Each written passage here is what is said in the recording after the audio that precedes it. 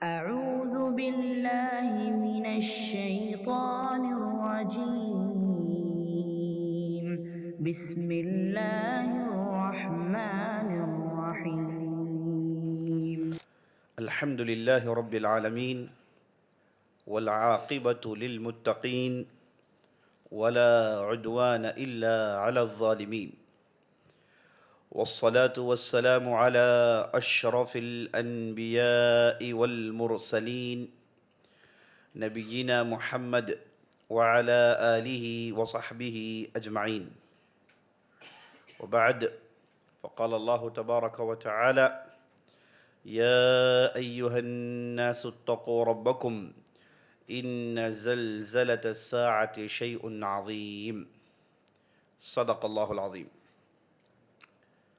تمام قسم کی تعریفیں و بڑائی و بزرگی اللہ رب العالمین کے لیے ہے، جو ہمارا مالک کائنات ہے، خالق حقیقی ہے، مدبر حقیقی ہے۔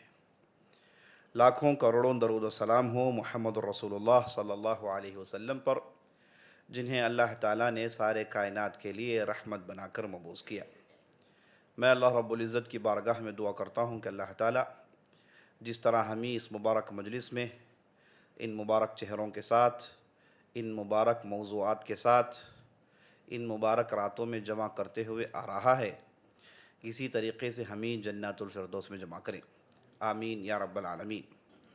اور میں اللہ سبحانہ و تعالیٰ سے دعا کرتا ہوں کہ اللہ سبحانہ و تعالیٰ ہماری رمضان کی عبادتیں قبول فرمائے، ہمارے روزے قبول فرمائے، ہماری تلاوتیں، ہمارے ذکر و اذکار، ان تمام چیزوں کو قبول فرمائے، اور ان کے پاداش میں ہماری گردنوں کو جہنم سے رہا کریں، آمین یا رب العالمین۔ عزیز ساتھیوں، پیارے بھائیوں، بہنوں اور خواتین اسلام، موضوع جس پر ہماری گفتگو جاری ہے وہ یہ ہے کہ مومنین، جو لوگ مومنین ہیں، جو لوگ اپنے دل میں ایمان رکھتے ہیں، ان سے جب بڑے گناہ یا پھر چھوٹے گناہ سرزد ہوتے ہیں تو ان کے ساتھ کیا حشر ہوتا ہے، یہ موضوع تھا جو کل سے ہم اس پر گفتگو کر رہے ہیں۔ ہم نے یہ بنیادی اور عقدی بات بتائی تھی کل کی مجلس میں کہ مومنین اگر ان سے غلطی سرزد ہو تو ان کے ساتھ اللہ سبحانہ و تعالیٰ یہ رویہ اختیار کرے گا کہ اگر وہ چاہے تو قیامت کے دن انہیں معاف کرے، اور اگر چاہے تو انہیں اس کا مواخذہ کرے، پکڑیں۔ اس میں یہ بات بھی یاد رکھنا چاہیے، اگر بندے مومن اپنی غلطیوں کی تلافی دنیا ہی میں کر لیتا ہے، سچی توبہ کرتا ہے، اللہ سبحانہ و تعالیٰ کے پاس غلطیوں کے بعد رجوع کرتا ہے، معافی مانگتا ہے، توبہ تلہ کرتا ہے، اگر اس نے اپنی غلطیوں کو دنیا ہی میں معاف کر لیا اور کروا لیا تو قیامت کے دن جب اللہ سبحانہ و تعالیٰ کے سامنے جب کھڑا ہوگا تو اس کے کھاتے میں اگر کوئی گناہ نہیں تو انشاءاللہ وہ تو سیدھے جنت جائے گا، لیکن غلطیوں کی تلافی اس نے دنیا میں نہیں کی، بعض گناہوں میں اڑا رہا، اس پر اصرار کرتا رہا، تو یہ جب قیامت کے دن اللہ کے سامنے جائے گا تو اس کے تعلق سے ہم نے کہا کہ اللہ سبحانہ و تعالیٰ ان گناہوں کی سزا اسے چاہے تو دے، چاہے تو انہیں معاف کرے۔ یہ عقدی اور بنیادی بات ہم نے کل کی مجلس میں کئی مرتبہ دہرائی، اس کو یاد رکھنا بہت ضروری ہے۔ تو چلیے، کل ہم نے 3 لوگوں کے بارے میں جنہیں نہ اللہ سبحانہ و تعالیٰ دیکھے گا، نہ ان سے بات چیت کرے گا، نہ انہیں پاک کرے گا، اس تعلق سے بہت ساری باتیں ہم نے دیکھی۔ تو اس موضوع کو ختم کرتے ہوئے اب ان لوگوں کا حشر دیکھیے جنہیں اللہ سبحانہ و تعالیٰ نے دنیا میں خوب دولت سے نوازا۔ اللہ نے دنیا میں خوب دولت سے نوازا، چونکہ قانون ہے اللہ کا کہ اللہ سبحانہ و تعالیٰ اپنے رزق، اپنی دولت جسے چاہے دیتا ہے۔ اب اس میں کوئی یہ کنڈیشن نہیں کہ اسے حاصل کرنے والا مومن ہو، منافق نہ ہو، یا پھر کافر نہ ہو، ایسی کوئی کنڈیشن نہیں ہے۔ اللہ سبحانہ و تعالیٰ دولت سب کو دیتا ہے، دنیا سب کو دیتا ہے، مالدار سب کو بناتا ہے، چاہے کافر ہو، چاہے مسلمان ہو، چاہے مومن ہو، چاہے منافق ہو، سب کو دیتا ہے۔ سب کی تقدیر میں، سب کے نصیب میں جتنا رزق لکھا گیا ہے اتنا رزق اسے ملنے والا ہے۔ ایک حدیث میں نبی صلی اللہ علیہ وسلم نے ارشاد فرمایا، ان روح القدس قد نفث فی روعی انہ لن تموت نفس حتی تستکمل رزقها۔ نبی صلی اللہ علیہ وسلم ارشاد فرماتے ہیں کہ جبرائیل نے میرے دل میں یہ وحی کی کہ کوئی نفس اس وقت تک نہیں مرے گی جب تک وہ اپنا رزق پورا نہ کر لیتی ہو۔ تو ہر نفس کے ساتھ اللہ سبحانہ و تعالیٰ نے اسے کتنی دولت ملنی ہے، کتنا رزق ملنا ہے، اللہ نے کب کا لکھ دیا اور کب لکھا، اس تعلق سے بھی احادیث میں باتیں موجود ہیں۔ ابن مسعود رضی اللہ عنہ کی روایت ہے، وہ ارشاد فرماتے ہیں کہ جب انسان ماں کی پیٹ میں ہوتا ہے، جب اس میں 4 مہینے گزر جاتے ہیں، 120 دن گزر جاتے ہیں، تو اللہ سبحانہ و تعالیٰ ایک فرشتہ بھیجتا ہے اور فرشتہ آ کے اس بچے میں جان پھونکتا ہے۔ اور جب ماں کے پیٹ میں یہ گوشت کا ٹکڑا جس کے ہاتھ پیر سر آنکھ ناک سب کچھ بن گئے ہیں، یہ اچانک سے اس کے اندر جان آ جاتا ہے 4 مہینے میں 120 دن کے بعد۔ جیسے ہی اس کے اندر جان آ جائے وہ اس کے بعد انسان کہلاتا ہے۔ اگر جان نہ آئے تو وہ عورت کے جسم کا ایک گوشت کا ٹکڑا ہے۔ اسی لیے اگر 120 دن سے پہلے وہ پیدا ہو جائے تو اہل علم نے کہا کہ اسے صرف دفنانا چاہیے، اس کی جنازے کی نماز نہیں ہوتی چونکہ وہ انسان ہے ہی نہیں۔ جب یہ 120 دن کے بعد اس کی اگر پیدائش ہو اور وفات پا جائے تو اسے نہلایا جاتا ہے، کفنایا جاتا ہے، دفنایا جاتا ہے اور اس پر جنازے کی نماز پڑھی جاتی ہے۔ تو 120 دن کے بعد ایک فرشتہ آتا ہے اور آ کر وہ اس کے جسم میں روح پھونکتا ہے، اسے زندہ بناتا ہے، جاندار بناتا ہے۔ سبحان اللہ، ایک ایسی حقیقت ہے جس کی کسی کو آج تک انہوں نے اس تعلق سے کوئی علم حاصل نہیں کیا، نہ جمع کیا، نہ کوئی ان کے فائنڈنگز ہیں کہ یہ کیسے ہو جاتا ہے۔ یہ 120 دن کے بعد کیسے اچانک ماں کے پیٹ میں یہ گوشت کا ٹکڑا جو ہوتا ہے یہ اچانک کیسے زندہ ہو جاتا ہے، کیسے اچانک اس کے اندر ہارٹ بیٹ پیدا ہو جاتی ہے۔ یہ بہت بڑا معجزہ ہے جو ہر روز ہم دیکھتے ہیں۔ یہ افسوس کا حصہ ہے، یہ افسوس کا پارٹ ہے کہ ہم ہر روز ڈھیر سارے معجزے دیکھتے ہیں، اس کے باوجود ہم اور معجزے دیکھنا چاہتے ہیں، ہے نا۔ ہر چیز دنیا میں، ہر شے دنیا میں ایک اللہ کی طرف دلالت کرتی ہے، ایک اللہ کی طرف بلاتی ہے۔ یہ جو آسمان آپ دیکھتے ہیں جس میں سورج ہر روز ٹھیک وقت نکلتا ہے پورے ایکیوریسی کے ساتھ، یہ بہت بڑا معجزہ ہے۔ یہ آسمان میں سیارے جو کھڑے ہوئے ہیں یہ بہت بڑا معجزہ ہے۔ آسمان سے بارش کا برسنا، زمین میں چٹیل زمین سے لہلہاتی کھیتوں کا نکلنا، یہ کوئی کم معجزہ نہیں ہے۔ یہ ایسے معجزے ہیں جسے ہم روز دیکھتے ہیں، لیکن افسوس ہم ہر روز یہ کرشموں کو دیکھ دیکھ کر اتنے عادی ہو گئے ہیں اور دوسرے کرشموں کے لیے تلاش کرتے ہوئے گھومتے ہیں۔ اگر حقیقت رکھنے والا آدمی، حقیقت کا نظر رکھنے والا آدمی ہر شے میں غور کرے گا، ہر شے میں اس میں اللہ کی خلاقیت، اللہ کی رزاقیت کار فرما نظر آئے گی۔ اللہ اکبر۔ بہرحال 120 دن کے بعد یہ ماں کے پیٹ میں یہ جو گوشت کا ٹکڑا اچانک سے اسے زندگی مل جاتی ہے، اچانک وہ انسان بن جاتا ہے۔ تو جب وہ انسان بنتا ہے اس وقت اللہ سبحانہ و تعالیٰ اس کی تقدیر میں 4 باتیں لکھتا ہے کہ اسے کتنی زندگی ملے گی، یہ اچھا رہے گا کہ برا، نیک سیرت ہوگی کہ بد سیرت والا ہوگا، کیسا یہ آدمی ہوگا، اور اس کے بعد یہ کتنے دن زندہ رہے گا، اور اس کے بعد اسے کتنا رزق ملے گا۔ بِكَتْبِ رِزْقِهِ وَعَمَلِهِ شَقِيٌّ أَمْ سَعِيدٌ۔ اللہ سبحانہ نبی صلی اللہ علیہ وسلم ارشاد فرماتے ہیں 4 چیزیں اسی وقت لکھ دی جاتی ہیں کہ اس بچے کو کتنا رزق ملنے والا ہے، کتنی دولت ملنے والی، یہ ماں کے پیٹ میں لکھ دیا جاتا ہے۔ اب وہ جب زمین میں آتا ہے جو کچھ اسے لکھا گیا وہ سب کچھ اسے ملتا ہے۔ انسان اپنی محنت سے، اپنی کوشش سے دولت نہیں جمع کرتا، یہ یاد رکھ لینا چاہیے. یہ خالص اللہ کی طرف سے ایک چیز ہوتی ہے. بعض لوگوں کے لیے آزمائش ہوتی ہے اور بعض لوگوں کو یہ نہ دے کر آزماتا ہے. تو اللہ نے دولت سب کے لیے کامن بنائی ہے. اسی لیے ایک دوسری حدیث میں نبی صلی اللہ علیہ وسلم ارشاد فرماتے ہیں لو كانت الدنيا تساوي عند الله جناح بعوضة لما سقى منها كافر شربة ماء. کتنی زبردست بات دیکھیے. اگر اللہ کے نظر میں اس دنیا کی حیثیت، اس دنیا کی وقعت ایک مچھر کے پر کے برابر ہوتا تو یاد رکھ لینا چاہیے اس دنیا میں کافر کو ایک گھونٹ پانی بھی نہیں ملتا. یعنی اللہ سبحانہ وتعالیٰ کی نظر میں اس دنیا کی اہمیت ایک مچھر کے پر کے برابر بھی نہیں ہے. اللہ نے انسانوں کو اس دنیا میں رہنے کے لیے بنایا ہی نہیں ہے. اللہ نے انسانوں کو بنایا وہ تاکہ اللہ کے پاس جائیں، جنت حاصل کریں، اس لیے اللہ نے انسانوں کو بنایا ہے. تو بہرحال رزق جو ہے وہ مقرر ہے، پہلے سے لکھا ہوا ہے، اور یہ دولت ہے. اللہ سب کو دیتا ہے، کافروں مسلمانوں سب کو دیتا ہے. ہاں اس میں ایک نقطہ یاد رکھنے کا ہے کہ اللہ سبحانہ و تعالیٰ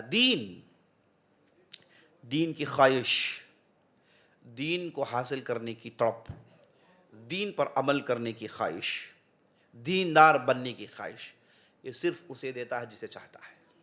صرف اسے دیتا ہے جسے چاہتا ہے. اسی لیے آپ دیکھتے ہیں آپ کے دوست احباب میں، آپ کے رشتہ داروں میں، آپ کے جو ہے دوسرے کلیگز کے درمیان آپ دیکھتے ہیں، آپ انہیں ہزار دین کے بارے میں سمجھائیے لیکن ان کے دل میں بات اترتی نہیں ہے.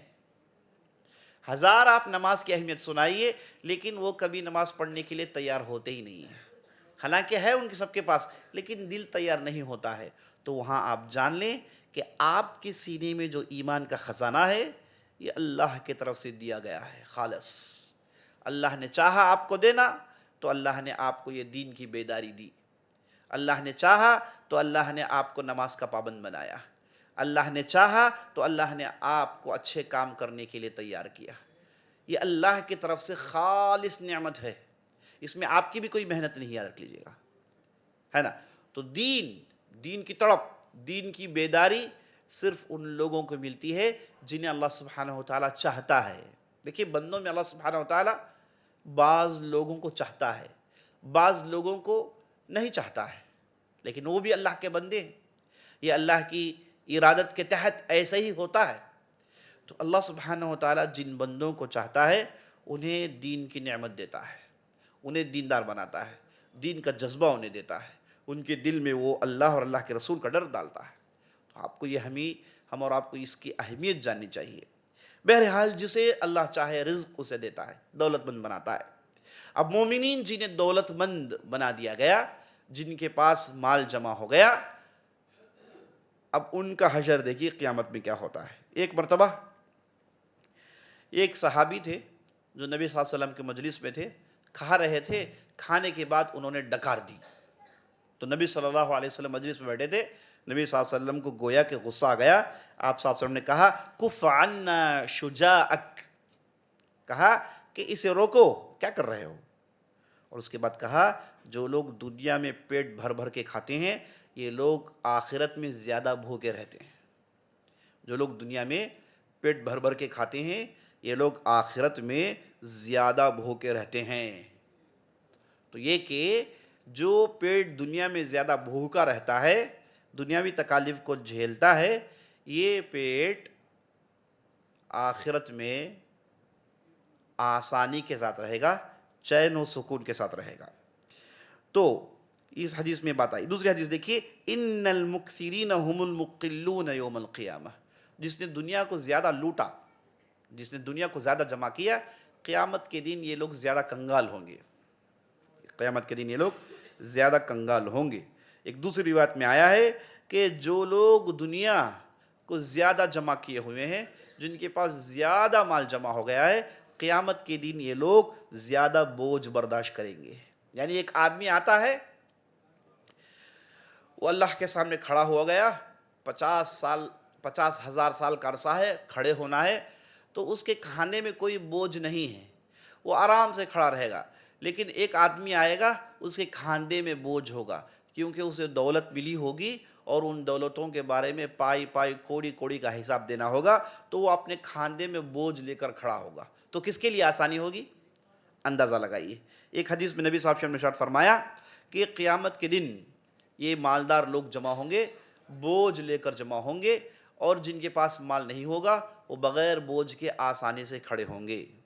تو جن لوگوں کے پاس مال تھا وہ لوگ گھبرا گئے، تو نبی صلی اللہ علیہ وسلم نے کہا کہ اس بوجھ کو تم ہلکا کرنا چاہتے ہو تو اللہ کے راہ میں دیتے جاؤ، دیتے جاؤ، دیتے جاؤ۔ جس کے پاس مال جمع ہے وہ کم دیتا ہے، جتنا اس کے پاس مال جمع ہوا ہے یہ اس کے لیے بوجھ ہے۔ یہاں پر نکتہ قابل غور یہ ہے کہ یہ نہیں کہا گیا کہ یہ آدمی کو عذاب ہوگا، یہ نہیں کہا گیا کہ یہ آدمی کو ہے نا تکلیف ہوگی اس کی مال کی وجہ سے، بلکہ یہ کہا گیا کہ ایک قسم کا بوجھ ہے، بہرحال جھیلنا ہے۔ آپ نیک ہوں گے، نیک کام کیے ہوں گے، لیکن دولت کو دنیا میں آپ نے انجوائے کیا نا، اس کا بدلہ قیامت کے دن ایک بطور بوجھ اس کے کھاندے میں ہوگا۔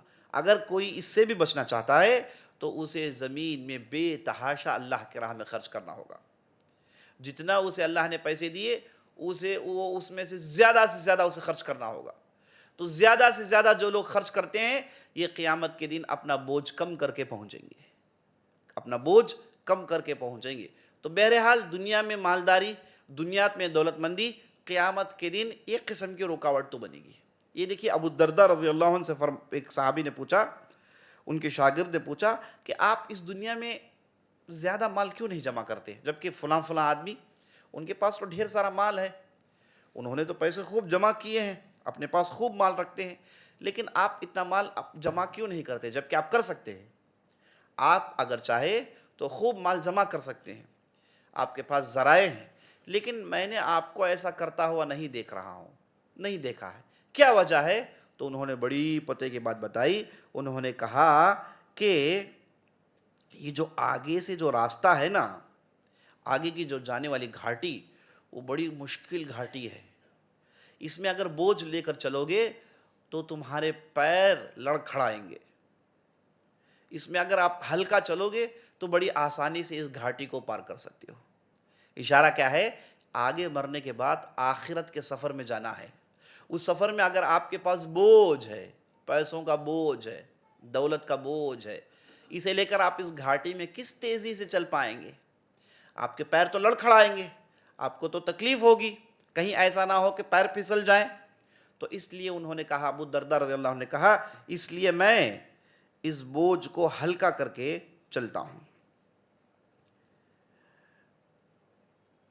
تو یہ وہ لوگ ہیں جن کے پاس مال جمع ہو گیا۔ تو نقطہ قابل غور کیا ہے؟ یہ ہے کہ اگر آپ کے پاس مال جمع ہو گیا ہے، آپ کو اسی تیزی سے اللہ کے راہ میں خرچ کرنا ہے۔ آپ کا انفلو، آپ کا آؤٹ فلو ایک ہی طرح ہے، تو آپ جائیے قیامت کے دن بڑے سکون سے ہوں گے۔ دولت بھی تھا آپ کے پاس لیکن آپ نے اس کا حق ادا کیا نہیں، آپ نے انفلو آپ کے پاس ہے، آپ نے خوب جمع کیا، آپ نے آسائش کے سامان اپنے لیے تیار کیے، آپ کے لیے جو ہے لگژوریس لائف کا آپ نے انتظام کیا، آپ نے لگژوریس لائف جیا، اور قیامت کے دن آپ جائیں گے تو اس کا بھی تو حساب دینا ہوگا نا، اس کا بھی تو حساب دینا ہوگا۔ ہو سکتا ہے کہ ایک بندہ حساب دے لیکن جنت میں داخل ہونے میں دیری ہوگی۔ اسی لیے بعض روایتوں میں آیا ہے کہ جو مالدار ہوں گے، مالدار نیک لوگ جو ہوں گے، مالدار جو نیک لوگ ہوں گے، یہ غریب نیک لوگوں کے بعد جنت میں جائیں گے۔ جنت میں سب سے پہلے داخل ہونے والے مسکین فقراء مومنین، جنہوں نے دنیا میں زیادہ دولت جمع نہیں کی، فقیر رہے، محتاج رہے۔ اللہ سبحانہ و تعالیٰ چونکہ دنیا میں انہیں ہر قسم کے تکالیف سے اللہ نے دوچار کیا، تو اس کا بدلہ قیامت کے دن انہیں ملنے والا ہے کہ یہ مالداروں سے پہلے جنت میں جانے والے ہیں۔ بعض روایتوں میں آیا ہے کہ یہ جو فقراء ہیں یہ پہلے جنت میں جائیں گے، اور مالدار ان کے 500 سال بعد جنت میں جائیں گے، ان کے 500 سال بعد جنت میں جائیں گے، یہ پہلے جنت میں داخل ہو گئے۔ بہرحال جس کے پاس دولت جمع ہے، ہی از ایٹ رسک، ایک رسک میں ہے۔ اب اس رسک سے کیسے باہر آئے؟ اللہ کے راہ میں خوب خرچ کریں۔ اسی لیے صحابہ آپ دیکھتے ہیں کہ ان کا خرچ جو ہے پھر زکوٰۃ تک نہیں تھا۔ اب ہمارے پاس تو یہ نا کہ بھئی ہم بڑی مشکل سے زکوٰۃ نکالے اور اس کے بعد صدقہ خیرات نکالتے ہیں۔ اپنی دولت سے اگر آپ پرسنٹیج نکالیں گے تو 10% سے بھی زیادہ نہیں ہوتا۔ 10% تو میں وہ آدمی کے بارے میں کہتا ہوں جو بہت ہی ایک زیادہ لیول کا آدمی ہے اللہ کے راہ میں خرچ کرنے والا، ورنہ عام طور پر لوگوں کے پاس اتنا ہوتا نہیں ہے۔ تو جتنا آپ کے پاس دولت اکومولیٹ ہوگا، جتنا آپ اس سے فائدہ اٹھا رہے ہوں گے، جتنا آپ عیش و آرام کی زندگی گزاریں گے، آسائش کی زندگی گزاریں گے، یہ سب چیز کو تو بدلہ دینا ہی ہوگا نا۔ قیامت کے دن آپ آئیں گے، یہ ہو سکتا ہے آپ کے لیے بوجھ بن جائے، آپ کاڑی پائی پائے کا حساب دینے کے بعد جنت میں جائیں گے، آپ سے پہلے فقراء پہنچ گئے ہیں، کیونکہ ان کے پاس تھا ہی نہیں حساب دینے کے لیے کچھ، وہ تو بڑی آسانی سے نکل گئے، تو وہ لوگ پہلے جنت میں جائیں گے، بعد میں یہ لوگ جنت میں داخل ہوں گے۔ اگر آپ جنت میں پہلے ہی داخل ہونا چاہتے ہیں تو ویسے صدقے کریے جیسے عبد الرحمن بن عوف کیا کرتے تھے۔ عبد الرحمن بن عوف رضی اللہ عنہ بہت بڑے مالدار تھے، ان کا صدقہ خیرات، ابھی ایک مثال سن لیجیے۔ ایک مرتبہ وہ مسجد میں تھے تو اچانک مسجد میں کڑاکے کی آواز سنائی دی، ایسا لگ رہا ہے کہ کئی لوگ زمین میں بھاگ کر آ رہے ہیں۔ تو وہ باہر نکلے، لوگوں سے پوچھا کہ بھئی معاملہ کیا ہے؟ تو لوگ آپس میں بولنے لگے کہ بہت سارے اونٹ آئے ہیں۔ کسی نے کہا کہ اس کی تعداد 1000 کی ہے، کسی نے کہا کہ اس کی تعداد 2000 کی ہے، تو بہت زیادہ اونٹ آئے ہیں۔ اتنی بڑی تعداد اونٹوں کی مدینے والوں نے اس سے پہلے نہیں دیکھی، تو سب تعریف کر رہے ہیں اور سب تعجب سے اس بڑی تعداد کو دیکھ رہے ہیں۔ تو اتنے میں عبد الرحمن بن عوف کا سٹاف آیا اور انہوں نے کہا کہ آپ کا مال مدینے میں آ گیا ہے، یعنی 2000 اونٹ کے مالک وہ تھے۔ تو عبد الرحمن بن عوف نے کہا کہ اگر مدینے والے 2000 اونٹ کی اس تعداد کو دیکھ کر تعجب میں پڑ گئے ہیں تو انہیں یہ بتا دیجئے کہ یہ 2000 کے 2000 میں اللہ کے راہ میں صدقہ کرتا ہوں، 2000 کے 2000 میں اللہ کے راہ میں صدقہ کرتا ہوں۔ مسجد میں ہے، اللہ نے دولت دی تو انہوں نے سب کچھ اللہ کے راہ میں لٹا دیا۔ جیسے عثمان بن عفان الغنی کے بارے میں آپ سنتے ہیں، ان کے پاس دولت تھی لیکن بے تحاشا انہوں نے خرچ کیا، جب بھی نبی صلی اللہ علیہ وسلم نے مانگا دیا، جب بھی نبی صلی اللہ علیہ وسلم نے اعلان کیا خرچ کیا، جب بھی ضرورت پڑی خرچ کیا۔ مدینے میں کنواں تھا، یہودی کے پاس ایک کنواں تھا، اور قحط سالی پڑی تو لوگ چاروں طرف دوڑے، پورے کنویں سوکھ گئے۔ اتفاقاً اللہ کا کرنا یہ کہ اس یہودی کا کنواں سوکھا نہیں، اس کے پاس پانی تھا، اور مسلمان جاتے اس کے پاس پانی پوچھتے تو وہ پانی تو دیتا، کہتا کہ ایک گلاس کے اتنے پیسے، ایک بالٹی کے اتنے پیسے، ایک گھڑے کے اتنے پیسے۔ تو لوگ پیسے دے کر اس سے پانی خرید رہے تھے، جس سے انہیں بہت تکلیف ہو رہی تھی، بڑی پریشانی ہو رہی تھی۔ تو ایک مرتبہ بعض صحابہ شکایت کرتے ہیں تو نبی صلی اللہ علیہ وسلم نے کہا، اعلان کیا، ہے کوئی جو مسلمانوں کو اس پریشانی سے راحت دے؟ ہمیں سے کوئی ایسا تو ہے نا چاہیے جو مسلمانوں کو اس پریشانی سے راحت دے۔ عثمان بن عفان کے کان میں بات پڑی تو عثمان بن عفان سیدھے اس یہودی کے پاس گئے اور جا کر کہا کہ بتاؤ تم اس کنویں کا کتنا لوگے؟ یہودی تھا، یہودی، اس نے بڑے ڈیجیٹل نمبر بتائے، اس نے بڑی رقم بتائی، کہا کہ اگر دینا ہی ہو تو اتنا دے دو۔ تو عثمان بن عفان نے اس رقم کو صورت میں پھینکی۔ کہا جاتا ہے کہ لگ بھگ اس نے 9 لاکھ درہم کچھ پوچھے تھے، جو کہ اس زمانے کے حساب سے کنویں کے لیے اتنا کوئی دیتا نہیں ہے، لیکن چونکہ وہ یہودی تھا اور اسے معلوم تھا کہ کیسے اس ماحول میں کمائیں، ضرورت مند ہے اور اس کے پاس یہ چیز ہے، تو اس نے بالکل ایکسپلائٹ کیا اور بڑی رقم بتائی۔ اب عثمان بن عفان اب اسے زیادہ بحث نہیں کر رہے تھے، وہ گھر گئے اور پوری رقم اس کے چہرے میں دے ماری، اور اس کے بعد اس کنویں کو لیا، کیا نہیں کیا لے کر، کیا نہیں کیا، کنویں کو لے کر انہوں نے کیا نہیں کہا، اچھا تم لوگ یہودی کو ایک گلاس کا 1 درہم دیتے تھے، مجھے آدھا درہم دینا، مجھے پاؤ درہم دینا۔ انہوں نے اپنے بزنس کے لیے کوئی اسٹریٹجی اختیار نہیں کی، بلکہ کہا کہ پورے کا پورا کنواں وقف ہے، یہ پورے کا پورا کنواں وقف ہے۔ آج بھی سبحان اللہ جو لوگ مسجد النبوی جاتے ہیں وہاں پر اس کنویں کی نشانی موجود ہے، ایک بڑے سرکل کی شکل میں وہاں کی حکومت نے اسے بنا رکھا ہے، اور یہ مسجد نبوی کے اندر ہے۔ آج جو مسجد نبوی ہے اس کے اندر یہ کنویں کی نشانی ہے، اور آج بھی لوگ جاتے ہیں اور وہاں بتایا جاتا ہے کہ یہ بئر عثمان، یہ عثمان رضی اللہ عنہ کے کنواں جسے انہوں نے یہودیوں سے خرید کے وقف کیا تھا۔ لوگ آج بھی ان کے حق میں دعا کرتے ہیں۔ تو کئی مرتبہ جب بھی ان سے پوچھا گیا انہوں نے خوب اللہ کے راہ میں دیا، یہاں تک کہ نبی صلی اللہ علیہ وسلم نے کیا کہہ دیا، اے عثمان تم اس کے بعد جو بھی عمل کرو اللہ تمہیں پوچھے گا نہیں، تم نے اتنا کما لیا، اتنی مسلمانوں کی ضروریات پوری کی ہیں کہ آپ کو کوئی پکڑ نہیں ہوگا۔ تو دولت مند اگر کسی کے پاس اتنی دولت جمع ہو تو اس انداز سے خرچ کریں تاکہ قیامت کے دن اس کا بوجھ کم ہو۔ یہ لیجیے ابو بکر صدیق رضی اللہ عنہ، اللہ اکبر۔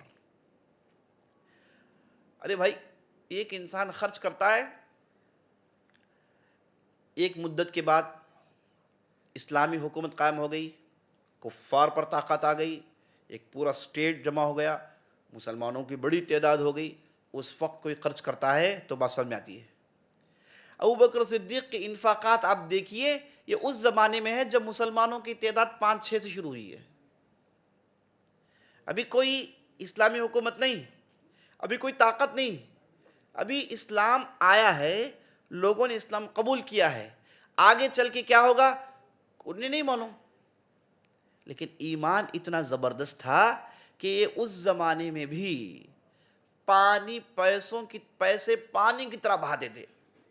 ایک مرتبہ راستے میں گزرے، دیکھا یہاں حبشی غلام بلال ہے، ان کا جو سردار جس کا نام ابی بن خلف، وہ مصیبت پر مصیبت انہیں دے رہا ہے، اذیت پر اذیت انہیں دے رہا ہے۔ ایک بار دیکھا، 2 بار دیکھا، اور تیسری بار گئے، جا کر اس ظالم سے پوچھا کہ تم اس غلام کو رہا کرنے کے لیے کتنا لوگے؟ وہ مشرک تھا، اس نے بھی بڑا رقم کچھ بتایا۔ ابو بکر صدیق گئے، اس رقم کو لائے اور اس ظالم کے منہ پہ مارا، اور اس کے بعد بلال رضی اللہ عنہ کو رہا کیا۔ کسے رہا کر رہے ہیں؟ اس وقت یہ بات جب ان کے والد کو بات معلوم پہنچی، ابو بکر صدیق وہ ایمان بعد میں لاتے ہیں، انہوں نے کہا کہ ابو بکر صدیق نے تو غلطی کی ہے، اتنا بڑا رقم دے کر ایک حبشی غلام کے لیے، اسے کوئی اتنا رقم دیتے نہیں ہیں، یہ جو اماؤنٹ دیے ہیں اس کا 10% بھی کوئی نہیں دیتا ہے ایک غلام رہا کرنے کے لیے اس کیٹیگری کا۔ ان کے والد صاحب کی نظر کہاں تھی؟ دنیا میں تھی، لیکن ابو بکر صدیق رضی اللہ عنہ کی نظر اس بندے کے ایمان پر تھی۔ وہ جانتے ہیں کہ اس اذیت اس لیے دی جا رہی ہے کہ مسلمان ہو گیا ہے، اور یہ چاہتے ہیں کہ یہ مسلمان ہونے کی وجہ سے ان کی مدد کریں۔ ان کی نظریں آخرت پر ٹکی ہوئی تھی، ان کی نظریں اس بندے کے ایمان پر ٹکی ہوئی تھی، دوسروں کی نظریں کہیں اور ٹکی ہوئی تھی۔ یہی مومن کی نظر اور غیر مومن کی نظر میں فرق ہے۔ بلال رضی اللہ عنہ کو لیتے ہیں بڑے دام میں اور اللہ کے لیے رہا کرتے ہیں، اللہ اکبر۔ کب؟ جب ابھی چند لوگ اسلام قبول کیے ہیں، آگے چل کے کیا ہوگا پتہ نہیں۔ اس زمانے میں ابو بکر صدیق نے بے تحاشا پیسہ خرچ کیا، جب بھی نبی صلی اللہ علیہ وسلم کو ضرورت تھی آپ صلی اللہ علیہ وسلم کو انہوں نے خوب دیا، یہاں تک نبی صلی اللہ علیہ وسلم آخری زمانے میں کہتے ہیں کہ جتنے بھی لوگوں نے کچھ نہ کچھ مجھ پر احسان کیا ہے، سب کے احسانات کو میں نے واپس کر دیا ہے، سب کے احسانات کو میں نے واپس کر دیا ہے، جو بھی مدد کیے میں نے کسی نہ کسی انداز سے واپس کر دیا ہے، سوائے ایک وہ ہیں ابو بکر صدیق رضی اللہ عنہ، ان کے جو بھی انہوں نے کیا ہے اس کا میں بدلہ نہیں دے سکتا، ان کا بدلہ تو اللہ ہی دے سکتا، اتنا انہوں نے اللہ کے راہ میں دیا۔ تو یہ آئیں گے، یہ بھی تو کم مالدار نہیں تھے، بہت بڑے، ابو بکر صدیق بہت بڑے مالدار تھے، عبد الرحمن بن عوف بہت بڑے مالدار تھے، عثمان غنی بہت بڑے مالدار تھے، زبیر بن عوان بہت بڑے مالدار تھے، طلحہ بن عبید اللہ مالدار تھے۔ یہ جو 10 المبشرین بالجنہ ہیں، یعنی 10 جنہیں دنیا ہی میں جنت کی بشارت دے دی گئی صحابہ میں سے، ان میں سے آپ دیکھتے ہیں 6 بڑے مالدار ہیں، ملٹی ملینر سے۔ اب یہ بھی قیامت کے دن آئیں گے، کیا ہم ان کے حق میں کہیں گے کہ یہ جنت میں تاخیر سے جائیں گے؟ نہیں، کیونکہ انہوں نے اتنا دے دیا ہے، ان کی دولت میں اتنا انہوں نے نکال دیا ہے، قیامت کے دن آئیں گے بوجھ ہلکا کر آئیں گے۔ تو یہ بھی ایک چیز آپ کو یاد رکھنی ہے۔ چلیے بات آگے بڑھاتے ہیں۔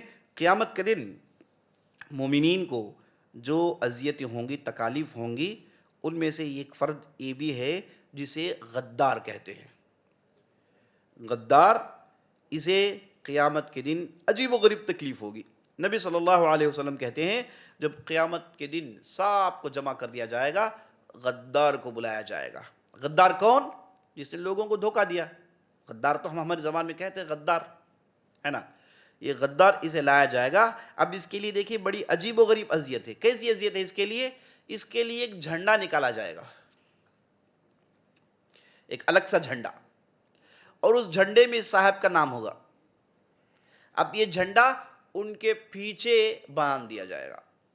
اب یہ جہاں کہیں بھی جائیں گے اس جھنڈے کے ساتھ جائیں گے، اور اس جھنڈے میں لکھا ہوگا یہ آدمی غدار ہے، اور یہ بھی لکھا ہوگا کہ یہ صاحب نے کس تعلق سے غداری کی، ان کی غداری کہاں، اس جھنڈے میں لکھا ہوگا۔ یہ قسم کی اذیت ہے عزیز ساتھیو۔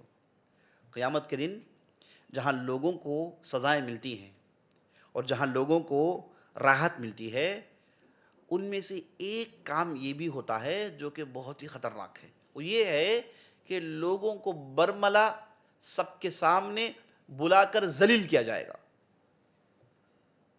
نام بتا کے فلاں فلاں بندہ اس نے یہ غلطی کی، سب کے سامنے ذلیل کیا جائے گا۔ تصور کریں، آدمی دنیا میں عزت والا تھا، اس نے جو بھی غلطی کی چھپی ہوئی تھی، اب قیامت کے دن جائے گا، اب تو صاحب دیکھیں گے، سب کے سامنے اس کا منظر ہوگا۔ لوگ کہیں گے کہ اچھا یہ آدمی اس نے یہ غداری کی، لوگ پڑھیں گے کہیں گے اچھا اس کی یہ غداری تھی۔ تصور کریں، اسی طریقے سے سارے لوگوں کے سامنے نیک لوگوں کو لایا جائے گا اور ان کی اچھائی بھی بیان کی جائے گی۔ جیسے کہا جاتا ہے جن کے بچے حافظ القرآن ہیں، جنہوں نے محنت کر کے اپنے بچوں کو حافظ القرآن بنایا، قیامت کے دن انہیں لایا جائے گا اور سب کے سامنے کہا جائے گا کہ یہ فلاں فلاں کے والد ہیں، یہ فلاں فلاں کی والدہ ہیں، انہوں نے فلاں کو حافظ القرآن بنایا ہے، اور انہیں سب کے سامنے ایک تاج پہنایا جائے گا جسے تاج الوقار کہتے ہیں، اور انہیں سب کے سامنے جنتیوں کا لباس پہنایا جائے گا، سب کے سامنے انہیں عزت دی جائے گی، اور بعض لوگوں کو سب کے سامنے ذلت کی جائے گی۔ اور ابراہیم علیہ السلام کی دعا دیکھیے، مشہور دعا جس میں کہتے ہیں رب لا تخزنی یوم یبعثون، اے اللہ قیامت جب قائم ہوگی تو مجھے ذلیل مت کرنا، اے اللہ قیامت جب قائم ہوگی مجھے ذلیل مت کرنا، خاص دعا ہے، مجھے رسوا مت کرنا لوگوں کے سامنے، اے اللہ یہ مت کیجیے۔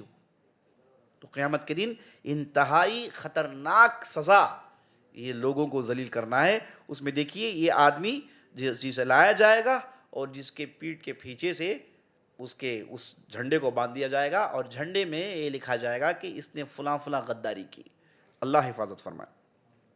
اسی غداری سے جڑی ہوئی یہ غلول بھی سن لیجیے آپ۔ غلول کیا ہے؟ یہ بھی قسم کی غداری ہے، لیکن جہاد کے میدان میں مال غنیمت میں سے چوری کرنا، مال غنیمت میں سے مال ہڑپ کرنا، اسے کہتے ہیں غال۔ اللہ نے قرآن میں کہا وَمَن يَغْلُلْ يَأْتِ بِمَا غَلَّ يَوْمَ الْقِيَامَةِ، جس کسی نے مال غنیمت میں ہاتھ پھیرا، قیامت کے دن جس چیز کو اس نے چورایا وہ چیز لے کے لوگوں کے درمیان آئے گا۔ لوگ پوچھیں گے کہ بھائی ان کے ہاتھ میں کیا ہے؟ تو لوگ کہیں گے کہ انہوں نے دنیا میں مال غنیمت میں سے اس چیز کو چرایا ہے۔ سب کے سامنے اس کی چوری پکڑی جائے گی اور سارے لوگ دیکھیں گے، سب ان پر لعن طعن کریں گے، کہیں گے کہ تو ہم تو بڑے اچھے آدمی سمجھ رہے تھے تمہیں، تم تو چور نکلے، تم نے مال غنیمت میں فلاں فلاں چیزوں کو چرایا ہے کہ نہیں؟ اور مال غنیمت میں سے چرانا یہ تو بہت ہی گندی چیز ہے۔ نبی صلی اللہ علیہ وسلم کی مجلس میں ایک مرتبہ ایک صاحب کی تعریف کی گئی تو نبی صلی اللہ علیہ وسلم نے کہا کہ نہیں، وہ صاحب تعریف کے حقدار نہیں، وہ تو جہنم میں ہوں گے۔ صحابہ نے پوچھا یا رسول اللہ وہ تو اچھا آدمی تھا، کہا کہ نہیں، فلاں لڑائی میں اس نے ایک چادر چرا لی تھی مال غنیمت میں سے، فلاں لڑائی میں اس نے مال غنیمت میں سے ایک چادر چرا لی تھی۔ تو نبی صلی اللہ علیہ وسلم نے ایسے غداروں کو پسند نہیں کیا۔ اور کہا جاتا ہے کہ ایک مرتبہ جب یوشع بن نون موسیٰ علیہ السلام کے شاگرد، جب انہیں حکم دیا گیا کہ فلسطین میں لڑیں اور وہاں کے ظالمین کو نکال کر وہاں پر مومنین کو بسائیں، تو یوشع بن نون نے بہت بڑی لڑائی لڑی اور یہودی بنی اسرائیلوں کو تیار کیا، اور وہاں پر جو عمالقہ قوم تھی انہیں مار بھگایا۔ بہت بڑی لڑائی ہوئی۔ اس لڑائی میں یوشع بن نون نے اللہ سے دعا کیا تو اللہ نے تھوڑی دیر کے لیے سورج کو روک دیا۔ بہت زبردست لڑائی تھی۔ یہ لڑائی کے بعد ہوا یہ کہ اس زمانے میں طریقہ یہ تھا کہ جو بھی لڑائی کے بعد مال غنیمت جمع ہوتی تھی اس مال غنیمت کو ایک جگہ جمع کر کے امیر دعا کرتا تھا تو آسمان سے بجلی آتی، اس مال غنیمت کو جھلسا دیتی، جلا دیتی. یہ قبول ہونے کی نشانی تھی. یہی بھی کچھ ہم حابل قابل کے واقعے میں سنتے ہیں. ان کے درمیان جو لڑائی ہوئی اسی کو لے کر لڑائی ہوئی. تو یوشع بن نون نے جب مال غنیمت جمع کی، اللہ سے دعا کی تو آسمان سے کوئی قبولیت کی نشانی نہیں آئی.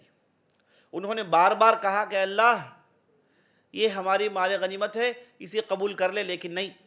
تو بعد میں یوشع بن نون کی طرف وہی ہوئی کہ نہیں، مال غنیمت میں بہت ساری چیزیں کم ہیں، تمہارے لشکر میں بعض ایسے غدار ہیں جنہوں نے مال غنیمت چرا رکھا ہے، آپ انہیں باہر لائیں، اس کے بعد یہ مال غنیمت قبول کی جائے گی. انہوں نے کہا کہ کیسے پہچانوں، کس نے چرایا، کیسے پہچانوں؟ تو اللہ نے کہا کہ تم سب سے بیعت لو، سب سے مصافحہ کرو، جس کا ہاتھ تمہارے ہاتھ میں پھنس جائے گا اس نے چرایا ہے. تو یوشع بن نون کھڑے ہو گئے اور ساروں سے کہا کہ چلو میرے سے ملاقات کرو، مجھ سے مصافحہ کرو. سب آئے، ملاقات کیے. ایک صاحب آئے، ان کا ہاتھ پھنس گیا. تو یوشع بن نون نے کہا کہ تم کیسے ظالم ہو، کیا کچھ محنت ہم لوگ نہیں کیے ہیں، ہے نا؟ ہم نے جان پر کھیل کے بیت المقدس کو فتح کیا ہے. موسیٰ علیہ السلام کی پوری زندگی صحرا میں کٹ گئی، ہارون علیہ السلام کی پوری زندگی صحرا میں کٹ گئی، اور بنی اسرائیل 40 سال سے صحرا میں بھٹک رہی ہے. بعد میں اللہ نے ہماری منہ دیکھی اور ہمارے لیے راستہ کھولا، ہم جیت کر آئے ہیں. تم چرا رہے ہو، عقل نہیں تمہیں. خوب ڈانٹا. بعد کہا کہ جاؤ جا کر تم چرائے ہوا مال لے کر آؤ. وہ صاحب چپکے سے گئے اور جا کر لائے کیا؟ جا کر وہ صاحب لائے ایک گائے کے سر کے برابر کا سونا. ایک گائے کا سر جو سونے کا تھا، وہ صاحب نے اسے اٹھا لیا اور چھپکے سے خاموش کھڑ گئے. تو اللہ نے کہا کہ وہ لے کر آؤ، تب جا کے یہ چیز قبول ہوگی. تو پھر وہ لائے. اس کے بعد اللہ سبحانہ وتعالیٰ نے ان کے مال غنیمت کو قبول کیا. تو مال غنیمت میں چوری کرنے والوں کے تعلق سے ساتھیوں بہت ساری احادیث آئی ہیں. دیکھیے یہ حدیث میں نبی صلی اللہ علیہ وسلم نے ایک مرتبہ خطبہ دیا اور مال غنیمت میں چرانے والوں کو تعلق سے خوب ڈرایا، اور اس کے بعد کہا کہ قیامت کے دن بعض لوگ آئیں گے جنہوں نے مال غنیمت میں ہاتھ پھیرا ہو. وہ کیسے آئیں گے؟ ان کے گردن میں ایک اونٹ ہوگا جو چیخ رہا ہوگا، یہ وہ اونٹ ہے جسے انہوں نے چرایا ہے. اور اس کے بعد نبی صلی اللہ علیہ وسلم کہتے ہیں یاد رکھ لینا، اگر تم مجھ سے ملاقات کرو گے قیامت کے دن، میں تمہاری مدد نہیں کر سکتا، میں نے بتا دیا. اور ایک جگہ کہا کہ بعض لوگ آئیں گے جن کے گردن میں گائے ہوگی، چیخے گی، اور نبی صلی اللہ علیہ وسلم کہتے ہیں کہ یہ وہ گائے ہیں جسے انہوں نے چرایا ہے. اور یاد رکھنا میں اس وقت تمہاری مدد نہیں کر سکتا، میں ابھی تمہیں سنا دے رہا ہوں. اس کے بعد نبی صلی اللہ علیہ وسلم نے کہا کہ ایک صاحب آئیں گے، اپنے گردن میں بکری کا بچہ ہوگا، وہ صاحب بھی آئیں گے اور مجھ سے ملاقات کریں گے، میں ان کی مدد نہیں کر سکوں گا کیونکہ میں نے تمہیں بتا دیا. اس کے بعد کہا ایک صاحب آئیں گے، ان کے گردن میں سونا ہوگا، چاندی ہوگا، یہ وہ ہیں جنہوں نے سونے چاندی میں ہاتھ پھیرا ہوگا، اور قیامت کے دن مجھ سے ملاقات کر کے مدد مانگیں گے. میں کہوں گا کہ میں تمہاری مدد نہیں کر سکتا کیونکہ میں نے تمہیں زمین میں ہی بتا دیا. تو نبی صلی اللہ علیہ وسلم ایک ایک چیز جو عام طور پر مال غنیمت میں ملتی ہے اس کے بارے میں لسٹ نکالا، اور ساتھ ساتھ یہ کہا وَقَدْ أَبْلَغْتُكْ لَا أَمْلِكُ لَكُمْ شَيْئًا، میں تمہارے لیے کوئی مدد نہیں کر سکتا. یہ کون کہہ رہے ہیں؟ یہ محمد رسول اللہ صلی اللہ علیہ وسلم کہہ رہے ہیں کہ میں تمہاری مدد نہیں کر سکتا.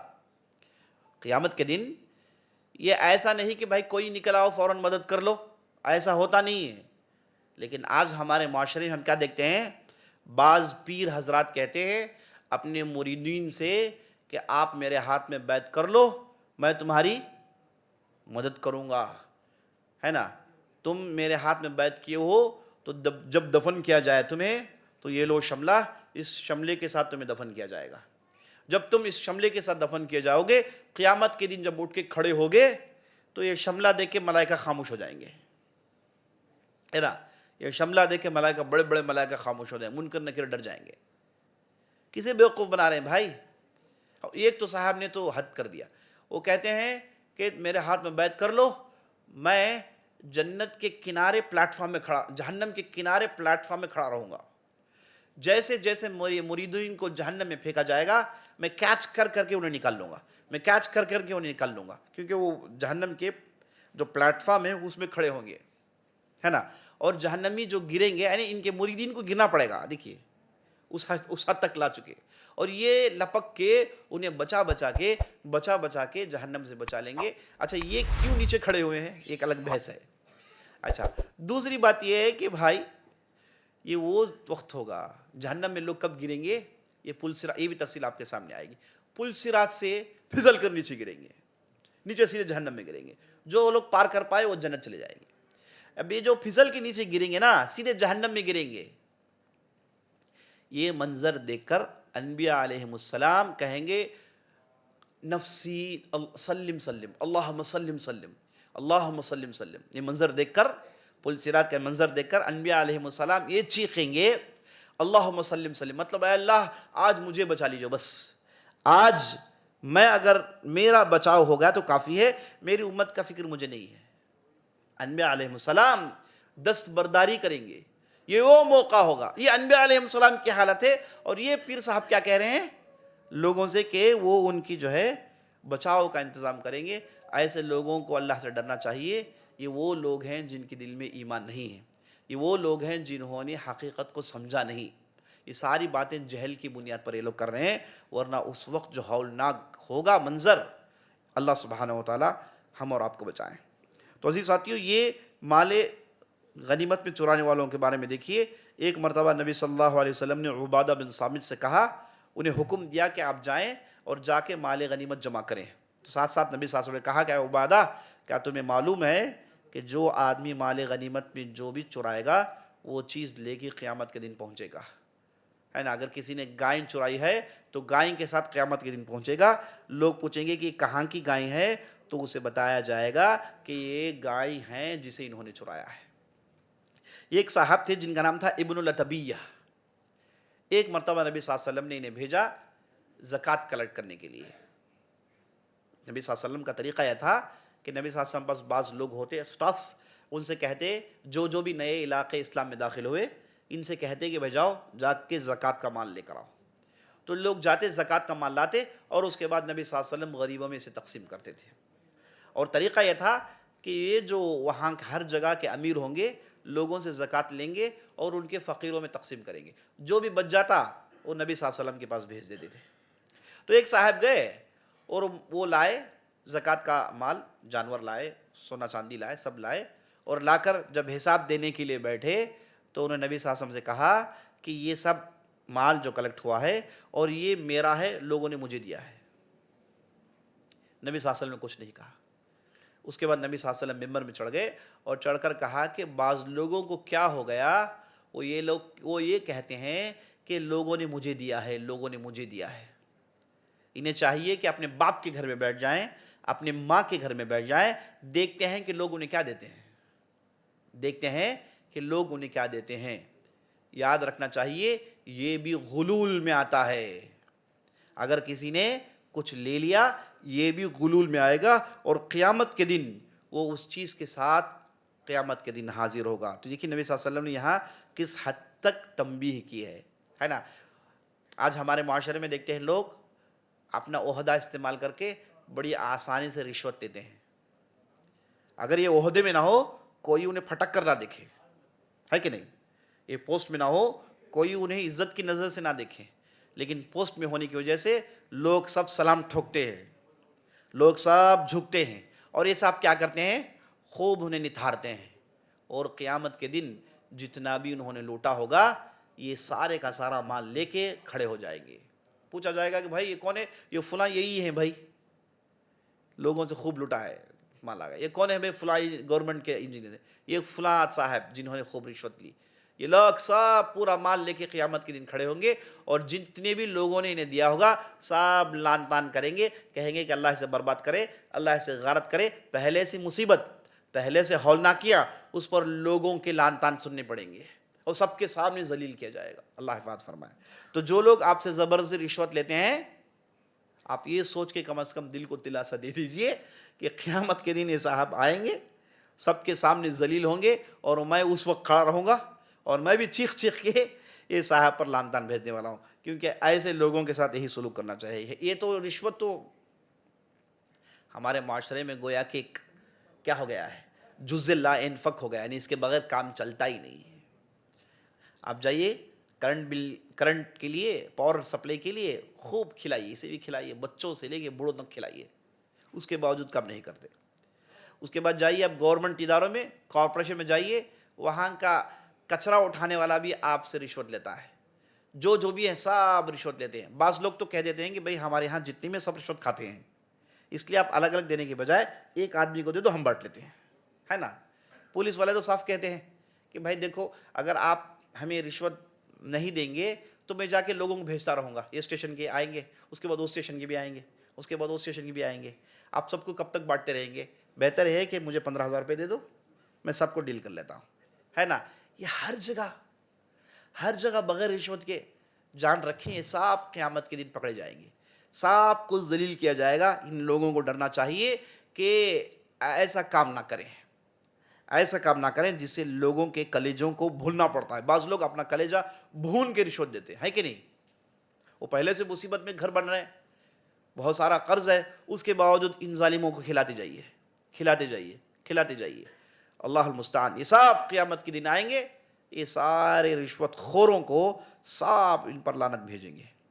اور اسی طریقے سے قیامت کے دن جو لوگ آئیں گے ان میں سے زمینوں کو ہڑپنے والے ہیں، زمینوں کو ہڑپنے والے۔ دیکھیے نبی صلی اللہ علیہ وسلم نے کیا کہا؟ نبی صلی اللہ علیہ وسلم نے کہا جو آدمی جتنی زمین ہڑپتا ہے اتنی زمین قیامت کے دن اللہ اس کے پیروں تلے دھسا دے گا، 7 زمین کے نیچے سے دھسا دے گا۔ جتنی زمین سے چرائیے اتنی زمین 7 زمین کے نیچے چلے جائے گی۔ اچانک سے لوگ اندر جائیں گے قیامت کے دن، کیا بھائی انہوں نے اپنی زمین فلاں کی زمین کو ہڑپا ہے نا، فلاں کی زمین کو ہڑپا ہے۔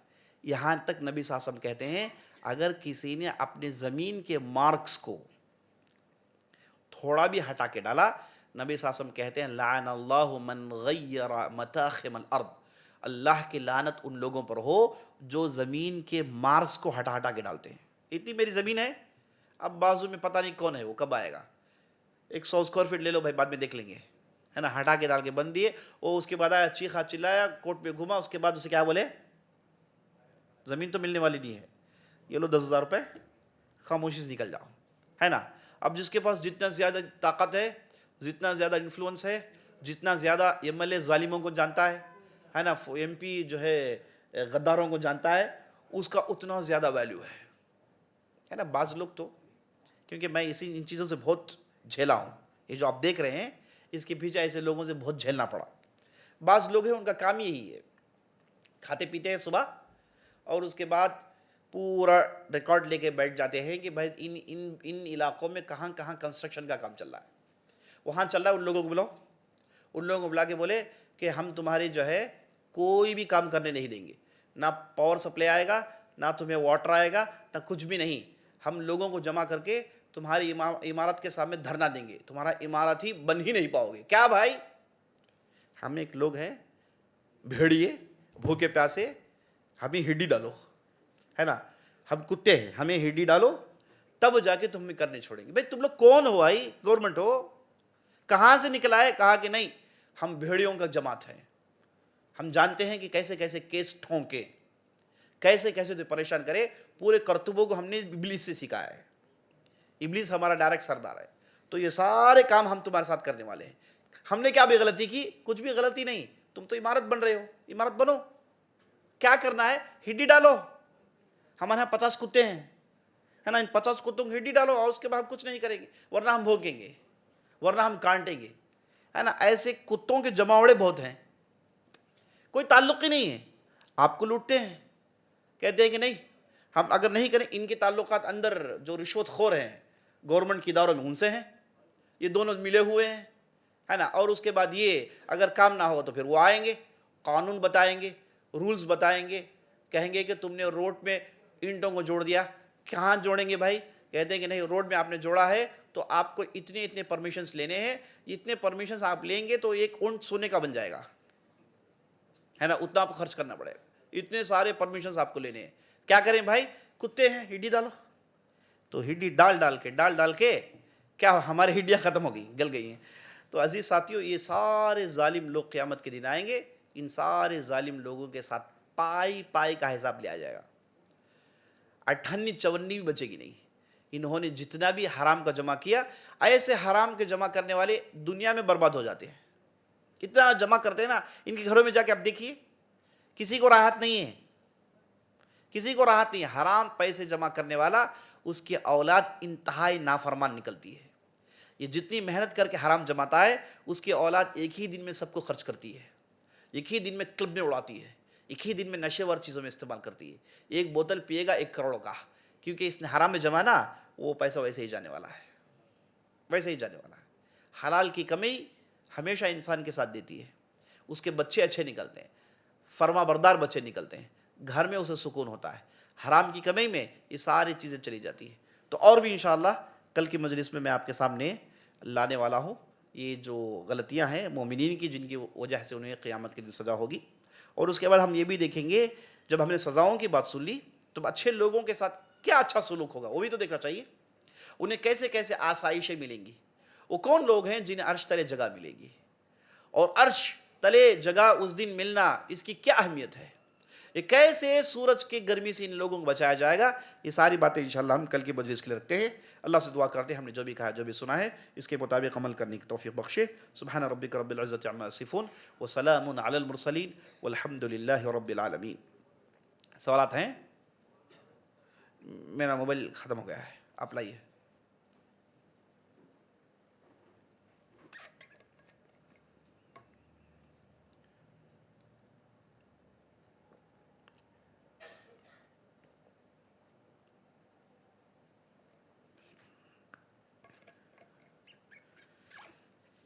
ठीक है, 3 सवाल पूछ लेते हैं, निकल लें।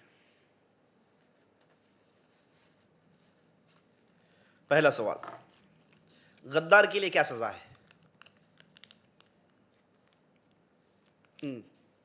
अब बोलिए। वेरी गुड, आइए, माशाअल्लाह।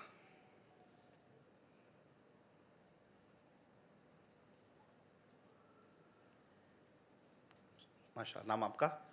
अशफाक भाई, मुबारक।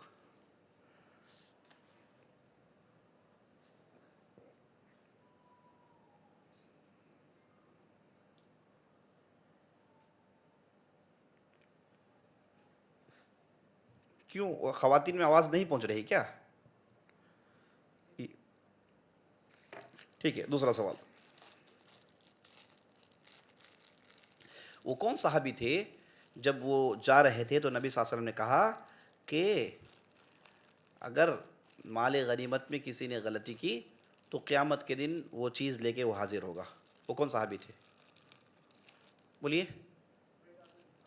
उबादा बिन साबित, एक अकेले।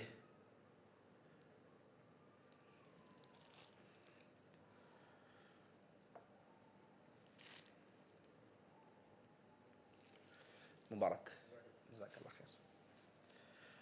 आखिरी सवाल,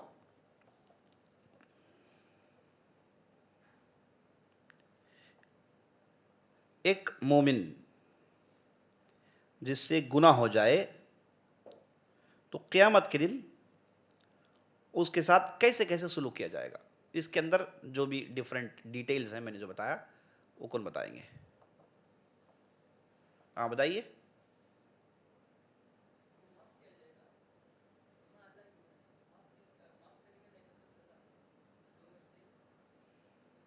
और कब, ये कब होगा?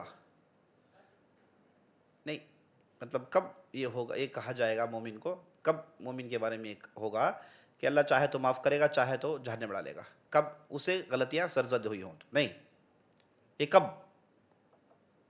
और भी मैंने डिटेल बताई। हाँ आइए, माशाल्लाह। उन्होंने अगर दुनिया में माफ़ी नहीं मांगी हो, उसी हालत में क़यामत के दिन चले गए तो उनके साथ वो सलूक होगा आपने जो बताया। तो ये चीज़ अहम है। दुनिया में अगर उन्होंने माफ़ी मांग ली, तौबा कर लिया, तो अल्लाह सुब्हानहू व तआला उन्हें क़यामत दिन पूछेगा। माशाल्लाह, शुक्र। नाम आपका? अब्दुल रहमान साहब, अल्लाह कबूल करें। आप मुझे मोबाइल देना पड़ेगा आपको। अब ये जो पर्चा है पूरे सवालात का, ये कहाँ से आया है? ऊपर से है क्या ये? अब ये जो ऑनलाइन भेजते हैं वो अलग हैं। ठीक ठीक। پہلے یہ لے لیتے ہیں.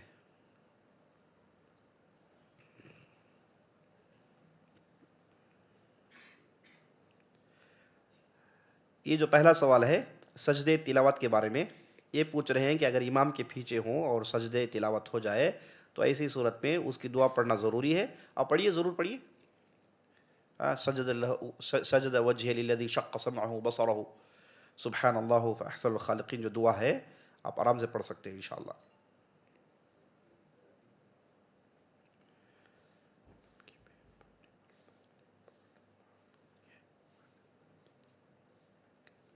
ہاں، تو سجدے تلاوت کرنا ہی ہے. آپ اس جو کیس آپ نے بتایا اس میں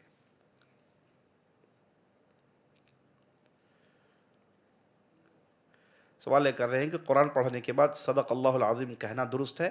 درست تو ہے، لیکن اسے سنت نہ سمجھے. یہ نبی صلی اللہ علیہ وسلم ثابت نہیں ہے. یہ ایک جملہ ہے جس کا معنی ہے کہ اللہ نے سچ کہا، اللہ نے سچ کہا. تو یہ نہ سنت میں شمار ہے، یہ نبی صلی اللہ علیہ وسلم نے کبھی ایسا نہیں کہا ہے. تو اس لیے جب بھی قرآن پڑھے تو کبھی اسے کہیں کبھی چھوڑے، نہ چھوڑنا بھی مطلب چھوڑنا بھی اچھا ہے. تو یہ سنت کا حصہ نہیں، اتنا میں بتانا چاہ رہا ہوں. قرآن پڑھنے کے بعد دعا کرنا کیسا ہے؟ کرنا چاہیے. ہر عبادت کے بعد دعا قبول ہونے کا موقع ہے. دیکھیے، بعض جگہ دعا قبول ہوتے ہیں، بعض اوقات دعا قبول ہوتے ہیں. تو ان میں سے ہر عبادت کے بعد جب آدمی دعا کرتا ہے اللہ سبحانہ و تعالیٰ اس کی دعا کو قبول کرتا ہے. تو قرآن ایک نیک عمل ہے، اس کے بعد آپ ضرور دعا کریے گا. اور قرآن کے ختم ہونے پر یہ بھی بعض روایتیں ہیں کہ ایک دعا اللہ سبحانہ و تعالیٰ آپ کی 100% قبول کرتا ہے. قرآن اگر آپ نے ختم کیا تو آپ کو ایک چانس ہے، ایک دعا کی ایک چانس ہے جس میں آپ جو بھی مانگے آپ کو ملے گا، ہے نا. یہ پورا قرآن ختم کرنے کی بات بتا رہا ہوں. تو اسی قرآن کی تلاوت کے بعد، نماز کے بعد، صدقہ خیرات کے بعد جب بھی جو ہے آپ نے کوئی بھی عبادت کی، عبادت کے بعد دعا کریے، دعا قبول ہونے کا موقع ہے.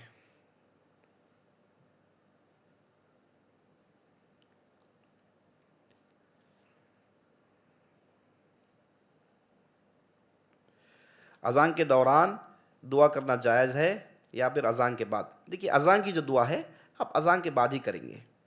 اگر آپ اپنے لیے مانگنا چاہتے ہیں تو بیچ بیچ میں مانگیے، کوئی حرج نہیں، کوئی روک ٹھاک نہیں. لیکن سنت کا طریقہ یہ ہے، نبی صلی اللہ علیہ وسلم نے کہا اذا سمعتم النداء فقولوا مثل ما يقول المؤذن. اگر تم نے اذان سنی تو بولو جیسے مؤذن بولتا ہے. تو کیسے مؤذن بولتا ہے؟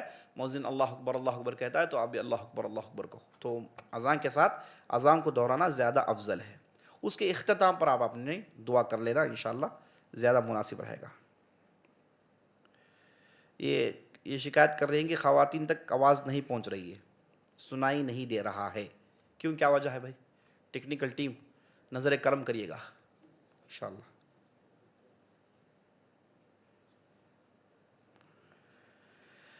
افطار سوال کرنا بہت ہی اہم سوال ہے. سوال کر رہے ہیں کہ افطار گھر میں کرنا افضل ہے کہ مسجد میں کرنا افضل ہے؟ گھر میں کرنا افضل ہے، گھر میں کرنا افضل ہے. یہ غلط مغالطہ ہے، بعض لوگ سمجھتے ہیں کہ مسجد میں کرنا. مسجد میں دیکھیے نبی صلی اللہ علیہ وسلم نے مسجد میں ہوتا نہیں تھا. اب بعض علاقوں میں غریب لوگ زیادہ ہوتے ہیں، ورکر ہوتے ہیں، دکان میں کام کرنے والے ہوتے ہیں، ان کے پاس کوئی گھر نہیں ہوتا. ان لوگوں کے لیے اگر مسجد میں انتظام ہو، وہ بھی مسجد کے بیچ میں نہ ہو. بعض جگہ نا بالکل مسجد کے اندر ہے، ایسا نہیں ہونا چاہیے، مسجد کے باہر، تاکہ مصلین کو تکلیف نہ ہو، ہے نا. بعض جگہ ایسا ہم دیکھتے ہیں کہ روزہ کھولنے کے بعد نماز پڑھنے کے لیے آپ گئے تو سجدہ نہیں کر پا رہے، وہاں تو جوس گرا ہوا ہے، وہاں تو فلاں چیز گری ہوئی ہے، تو پاکی صفائی کا کوئی خیال نہیں ہے. تو ایسی جگہ رکھیں جہاں مصلین کو تکلیف نہ ہو، نماز پڑھنے والوں کو تکلیف نہ ہو. تو بہرحال گھر میں کھولنا ہی افضل ہے. گھر میں کھولیے، اپنے پیسوں سے کھولیے، یہی زیادہ افضل ہے. آپ جب کھولتے ہیں تو ساتھ کسی کو جوڑ لیں، غریب کو جوڑ لیں، کسی کو دعوت دیں، ساتھ بٹھا کے انہیں بھی روزہ کھلوائیں تاکہ آپ کو وہ اجر ملے انشاءاللہ. بعض لوگ یہ بھی پوچھتے ہیں کہ بھائی کیا غیر مسلمان کو دیجیے بھائی، دیجیے نا، بلکہ دینا چاہیے.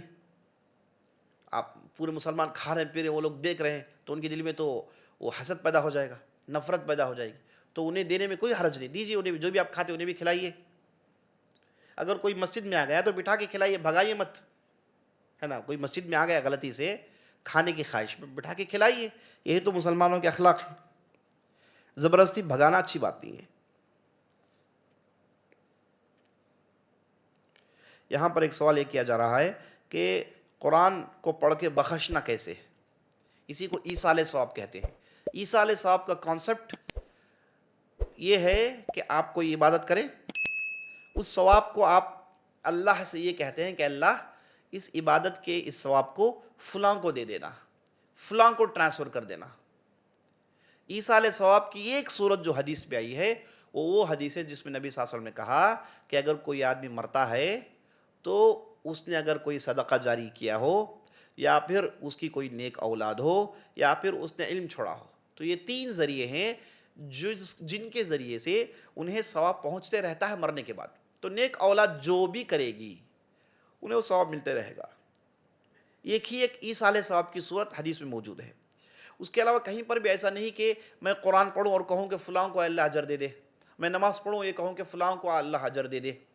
حج اور عمرہ میں نیابت جائز ہے۔ ایک آدمی بیمار ہے یا پھر کوئی مر گئے ہیں، ان کے لیے آپ بدل حج کروا سکتے ہیں، ان کے لیے بدل عمرہ کروا سکتے ہیں، یہ بھی صورت جائز ہے۔ اس کے علاوہ قرآن کے اجر کو ٹرانسفر کرنا ہے نا، یہ دیکھیے یہ حدیثوں سے ثابت نہیں ہے۔ البتہ قرآن ختم کرنے کے بعد آپ اس آدمی کے لیے دعا کریے جنہیں آپ ٹرانسفر کرنا چاہتے ہیں، ان کے حق میں آپ دعا کریے گا۔ اگر آپ نیک اولاد میں سے ہیں، ان کے اولاد میں سے ہیں، تو خود بخود وہ چیز انہیں جانے والی ہے انشاءاللہ۔ آپ نے کہا، تیسرا سوال آپ نے کہا کہ قیامت کا دن 50,000 سال کے برابر ہوگا تو اس وقت مومن کی حالت کیا ہوگی؟ انشاءاللہ کل یہی موضوع ہے۔ کل کی مجلس میں اپنے مومن گنہگار کے ساتھ کیا سلوک کیا جائے گا وہ کل اور آج کی مجلس میں آپ نے سنی۔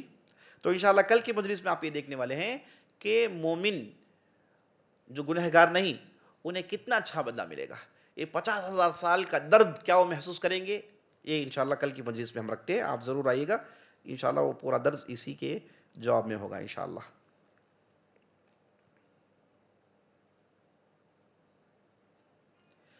ایک سوال پوچھا یہ جا رہا ہے کہ دینی علم کو کیسے یاد رکھا جائے، اکثر چیزیں بھول جاتی ہیں۔ دیکھیے انسان بھولتا ہے، لیکن آپ جو چیز بار بار سنتے رہتے ہیں، بار بار پڑھتے رہتے ہیں، آپ کا لگاؤ اس سے ہے، یہ چیزیں زیادہ نہیں بھولی جاتی ہیں۔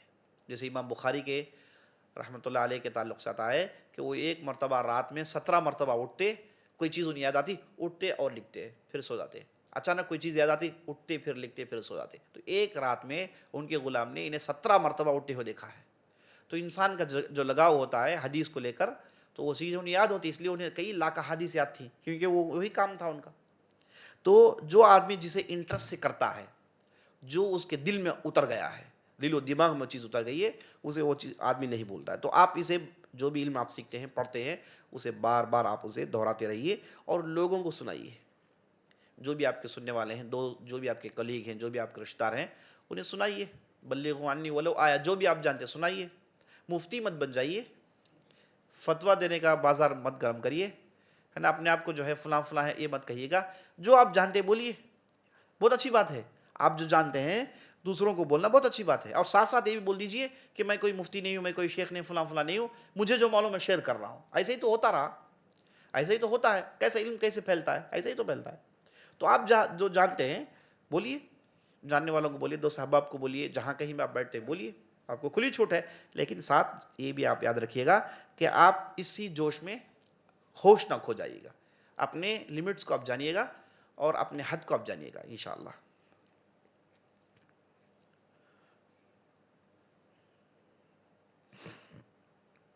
اب یہاں پر ایک سوال یہ پوچھا گیا ہے کہ اگر وہ جماعت میں ہے، نماز پڑھ رہے ہیں، تو کیا سورہ فاتحہ پڑھنا ضروری ہے؟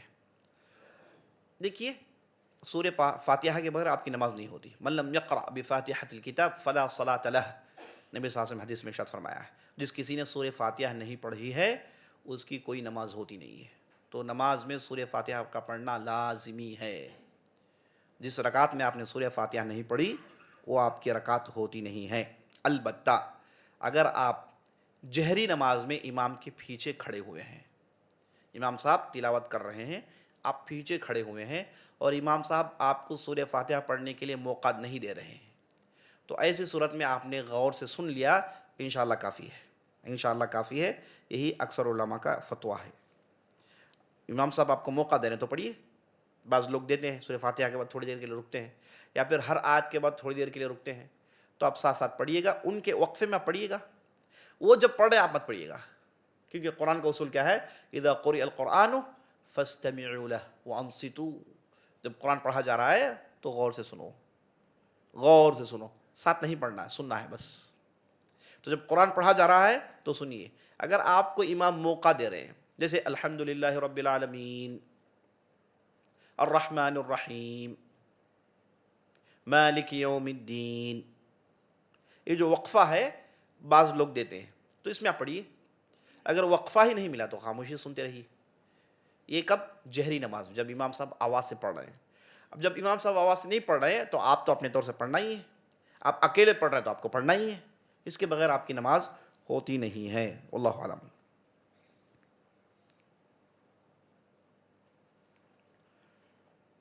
سوال کر رہے ہیں کہ بعض لوگ ایکسیڈنٹس میں مر جاتے ہیں، ان کا جسم کا کوئی حصہ باقی رہتا نہیں، پورا جل جاتا ہے، کیا ان کے لیے بھی قبر کا عذاب ہوگا، قبر کا مرحلہ ہوگا؟ ہاں، یاد رکھ لیجیے، قبر ہے نا، وہ صرف ویژول نہیں ہے، قبر مرحلے کا نام ہے۔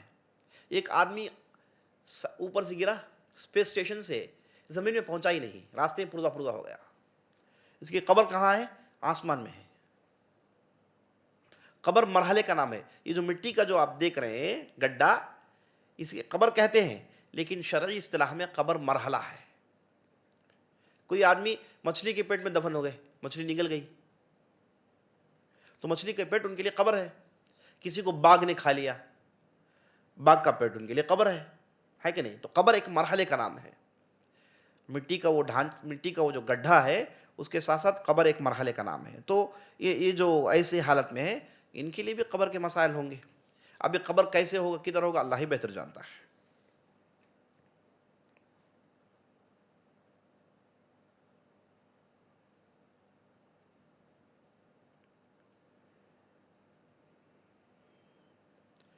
ایک بہت ہی گہرا سوال پوچھ رہے ہیں کہ آپ نے کہا کہ مہدی علیہ السلام اہل بیت سے ہوں گے، یہ آپ نے کہا جبکہ کربلا کے میدان میں نبی صلی اللہ علیہ وسلم کے خاندان والوں کو شہید کر دیا گیا۔ بالکل صحیح سوال ہے۔ نبی صلی اللہ علیہ وسلم کے 72 یا پھر 73، 72 یا پھر 73 نبی صلی اللہ علیہ وسلم کے خاندان والے حسین رضی اللہ عنہ کے ساتھ کربلا کے میدان میں لڑتے ہوئے شہید کر دیے گئے، لیکن آپ کو یہ بھی جاننا چاہیے 2 بچ گئے تھے،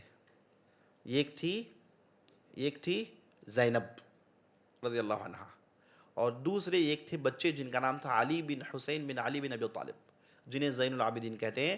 یہ بالکل چھوٹے تھے تو خیمے میں رہ گئے، لڑائی کے میدان میں نہیں گئے۔ اب یہاں پر پورے اہل بیت کے نہیں تھے، اس کے علاوہ بھی بعض اہل بیت کے تھے جو لڑائی میں شامل نہیں ہوئے، تو پورے جتنے بھی اہل بیت ہیں وہ کربلا کے میدان میں نہیں تھے۔ اکثر اہم افراد تھے، بہت اہم افراد، بہت اہم افراد، انتہائی نیک لوگ میدان میں تھے جو شہید کر دیے گئے۔ اس کے علاوہ بھی بچے کچے بعض لوگ تھے جن سے وہ آگے چل کے اہل بیت کی نسل چلی، واللہ اعلم۔ یہیں ختم کرتے ہیں، اگر مجلس والوں کے پاس کوئی سوال ہے تو کریے گا، ورنہ مجلس برخاست۔ سوال کر رہے ہیں کہ فطرہ ایک صاحب یو کے میں ہے، کوئی سعودی میں ہے، کوئی فلاں فلاں جگہ ہے، وہ ہندوستانی ہیں، تو کیسے فطرہ دیں گے، یہاں کے حساب سے دیں گے کہ وہاں کے حساب سے دیں گے؟ دیکھیے، یہ جو باہر بستی میں رہتے ہیں ہم جو ہندوستان کے، ان کے لیے یہی نصیحت ہے کہ وہ اپنے ملک میں دیں، کیونکہ یو کے ہو گیا، سعودی ہو گیا، وہاں اتنی غریبی نہیں جتنے ہمارے ملک میں ہیں، ہے نا؟ یہاں زیادہ لوگوں کو چاہیے، زیادہ حاجت مند ہیں، تو یہاں پر تعداد بڑی ہے، تو جو بھی باہر رہتے ہیں ان سے گزارش ہے کہ وہ اپنے زکوٰۃ الفطر، اپنے زکوٰۃ کو اپنے ملک میں بھیجیں، یہاں کے لوگوں میں تقسیم کریں، یہاں کے لوگ زیادہ محتاج ہیں۔ ہاں، بعض روایتوں میں آیا ہے کہ آپ جہاں ہیں وہاں دے، لیکن اہل علم نے فتویٰ یہ دیا ہے کہ اگر آپ جس ملک میں رہتے ہیں وہاں کے لوگ اس سے فائدہ نہیں اٹھا رہے ہیں تو آپ اپنے ملک کو ٹرانسفر کر سکتے ہیں۔ تو اس لیے جو بھی ان ملکوں میں رہتے ہیں ان سے گزارش ہے کہ آپ اپنے ملک میں زکوٰۃ الفطر دیں، زکوٰۃ دیں، صدقہ خیرات دیں، اور زکوٰۃ الفطر کا آپ اماؤنٹ وہاں سے بھیج دیں اور یہاں کے حساب سے آپ لوگوں کے ہاتھ میں دے دیں انشاءاللہ، یہاں کا جو حساب ہے اس حساب سے آپ دیں، کیونکہ آپ یہاں آپ زکوٰۃ دے رہے ہیں نا، اگر آپ ایکسٹرا بھی بھیجتے ہیں تو کوئی حرج نہیں انشاءاللہ، واللہ اعلم۔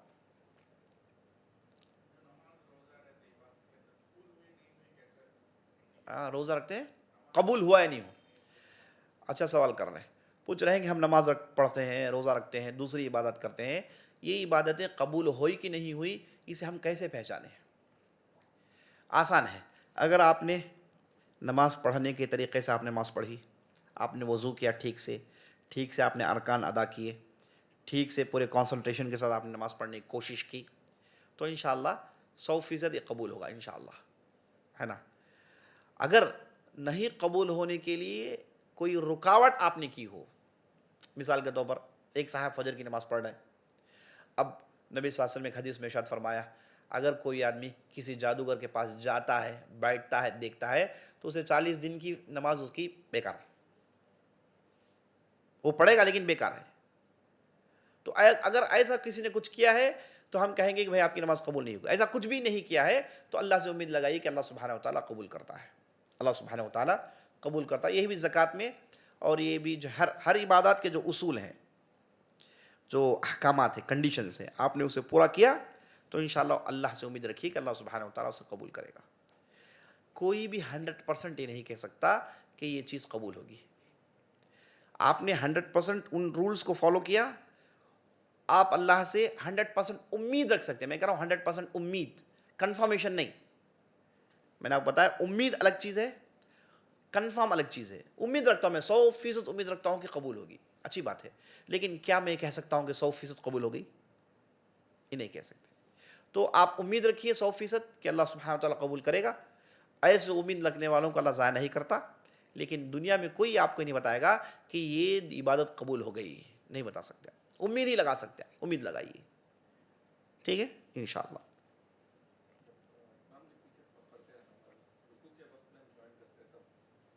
سوال یہ کر رہے ہیں کہ امام کے ساتھ نماز پڑھ رہے ہیں, ہم نماز میں داخل ہوئے, امام صاحب رکوع میں چلے گئے, تو میں بھی رکوع میں چلا گیا, کیا میری رکعت مل گئی؟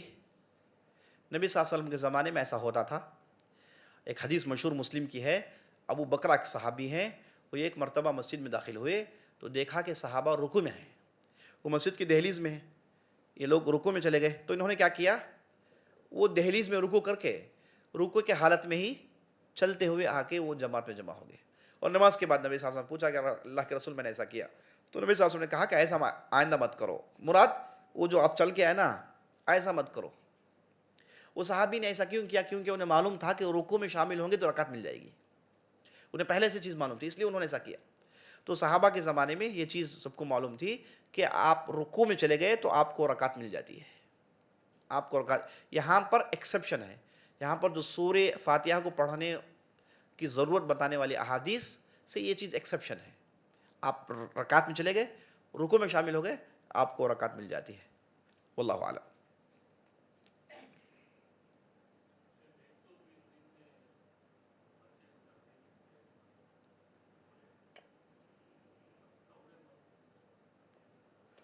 سوال یہ کر رہے ہیں کہ آپ نے کہا کہ ماں کے پیٹ میں 120 دن کے بعد وہاں پر اس کے رزق اور دوسری تقدیر کی باتیں لکھی جاتی ہیں. اگر یہ ہے تو لوح محفوظ میں کیا ہے؟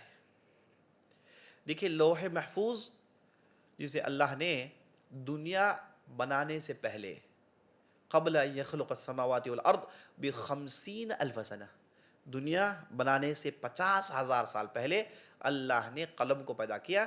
قلم نے پوچھا کہ اللہ میں کیا کروں؟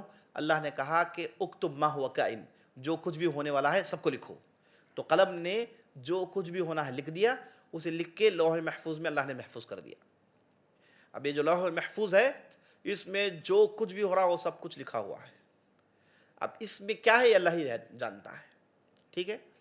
یہ ہو گیا آپ کا جو ہے اوورال تقدیر. اس کے علاوہ اللہ سبحانہ وتعالیٰ نے ایسا سسٹم بنایا ہے کہ جو لوح محفوظ ہے اسے فرشتے لے کر آتے ہیں جب انسان پیدا ہوتا ہے.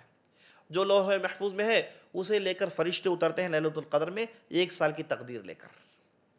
تو جو لوح محفوظ میں ہے وہ اللہ سبحانہ وتعالیٰ فرشتوں کے ہاتھ دے کے زمین میں بھیجتا ہے, اور وہ لے کے آتے ہیں ڈاکومنٹس, اور اس کے بعد اسے امپلیمنٹ کرتے ہیں. تو جو انسان ماں کے پیٹ میں اس کی تقدیر لکھی جاتی ہے یہ اصل میں لوح محفوظ سے لا کے یہاں پر لکھی گئی ہے.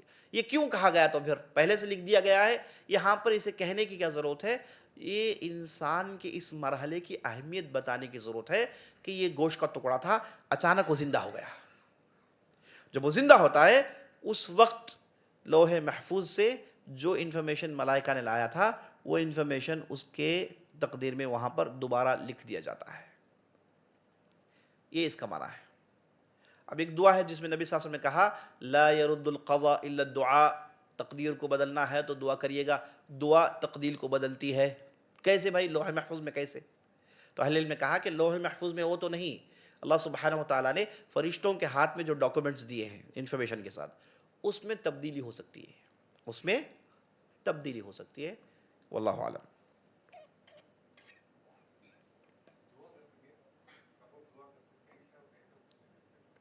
بہت ہی اہم سوال آپ نے کیا، سب سے اہم سوال. یہ پوچھ رہے ہیں کہ دعا جب کرتے ہیں تو دعا کو کیسے کرنا چاہیے، اس کا کیا پروسیجر ہے. اسے نبی صلی اللہ علیہ وسلم نے خود سکھایا. ترمذی کی روایت ہے، آپ صلی اللہ علیہ وسلم نے ایک صاحب کو دیکھا مسجد میں داخل ہوئے، سیدھا آگے بڑھ گئے اللہم اغفر لی اللہم ارحمنی کہا. نبی صلی اللہ علیہ وسلم نے کہا کہ ادھر آؤ بھائی، کیا کر رہے ہو؟ یہ طریقہ نہیں ہے، طریقہ ہی نہیں ہے. اگر تم دعا مانگنا چاہتے ہو تو سب سے پہلے اللہ کی تعریف کرو. کس سے شروع کرو؟ اللہ کی تعریف. آپ بیٹھیں اللہ کی تعریف کریں. ایک تعریف اللہ کی آپ جانتے ہیں، الحمدللہ رب العالمین. اگر آپ کو بعض دعائیں یاد ہیں جیسے اللہم لک الحمد کما ینبغی لجلال وجہک وعظیم سلطانک، اللہم لک الحمد کما ینبغی، اللہم لک الحمد حمدا کثیرا طیبا مبارکا فیہ، تو اللہ کی تعریف کے کئی جملے احادیث میں ہیں، کئی جملے قرآن میں ہیں. آپ کو تو الحمدللہ یاد ہوگا. اس کے علاوہ اگر آپ کو یاد نہیں تو آپ اپنی زبان میں اللہ کی تعریف کریے. کیسے کریں گے؟ اے اللہ ساتوں آسمان کو بنانے والے، اے اللہ ساتوں زمین کو بنانے والے، اے میرے خالق مجھے پیدا کرنے والے، مجھے رزق ڈالنے والے، ساری مخلوقات کو رزق ڈالنے والے، اے اللہ جس کی کوئی قدرت کی انتہا نہیں، سب کچھ جاننے والے، کالے چٹان میں کالی چونٹی جو رینگتی ہے اس کے دل کے بھید کو جاننے والے. اے اللہ ہر چیز تجھی سے ممکن ہے، ہر چیز پر تیری قدرت ہے. اے اللہ مجھ جیسے گنہگار تجھ سے محتاج ہے، تجھ سے چاہتا ہے نا. اس طریقے سے آپ اللہ کی تعریف کریے، اللہ کی تعریف کریے، اللہ کی تعریف کریے. میں آپ کو پتہ کی بات بتا رہا ہوں، بعض روایتوں میں نبی صلی اللہ علیہ وسلم نے کہا کہ اللہ کہتا ہے اگر کوئی بندہ میری تعریف میں بزی ہو کے وہ اپنی مانگ مانگنے بھول گیا، میری تعریف کرتا کرتا بزی ہو کے وہ اپنی مانگ مانگنے بھول گیا تو میں اس کی مانگ پوری کر دیتا ہوں. میں اس کی مانگ پوری کر. آپ نے تعریف کی، تعریف میں آپ مصروف ہو گئے، آپ اپنے لیے مانگا ہی نہیں، تو اللہ کہتا ہے کہ میں اس کی مانگ پوری کر، بغیر پوچھے اس کی مانگ پوری ہو گئی. تو پہلا طریقہ ہے کہ آپ اللہ کے بارگاہ میں بیٹھے ہے نا، اب اللہ کی تعریف کریں. اور دعا کے لیے بعض لوگ ہاتھ کھول لیتے ہیں صاحب ہے نا، ایسے ایسے. دعا کے لیے طریقہ ہے کہ آپ ہاتھ ایسے لگائے، یہ جو کہنیاں ہیں اسے کہیں پر لینڈ مت کریے ہے نا، کہیں لینڈ کر لے ہوں بڑے تو نہیں چلتا.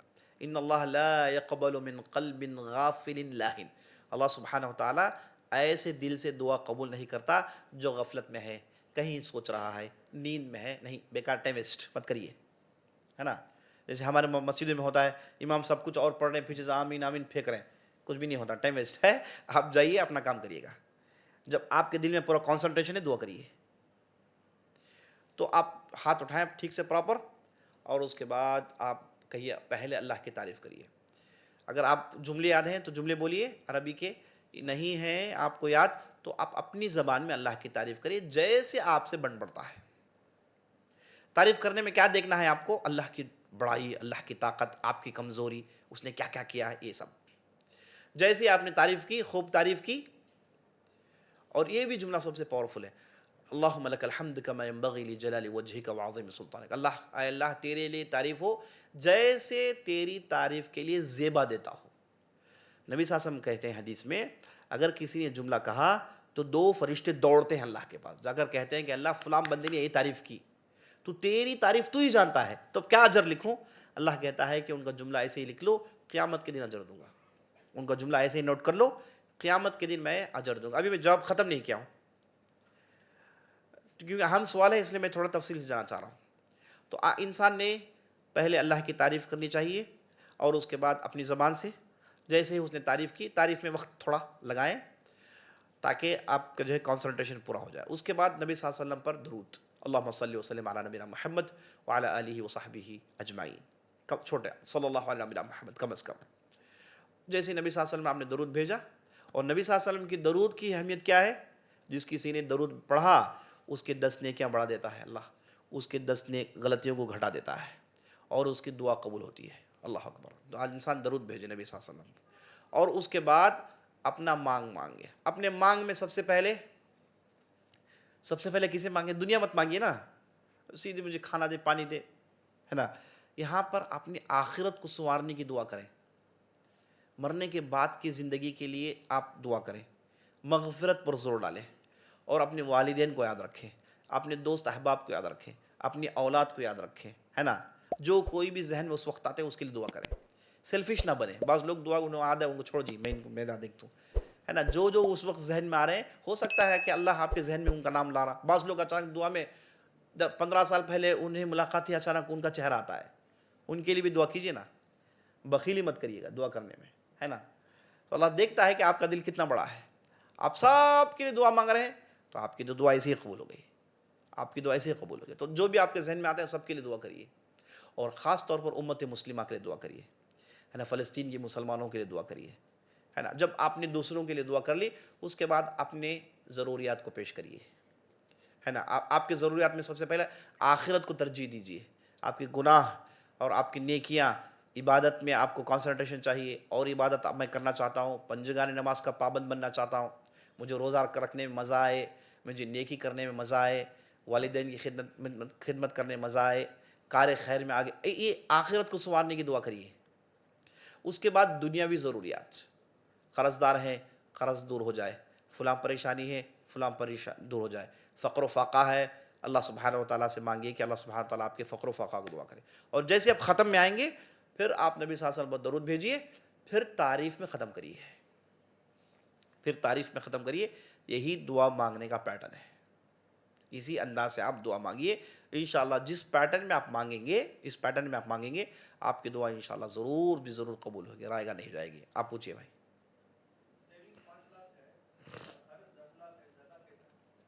دیکھیے میں نے بارہا بتایا، پوچھ رہے ہیں کہ سیونگز 5 لاکھ ہیں، قرض 10 لاکھ ہے، تو زکوٰۃ کیسے ہے؟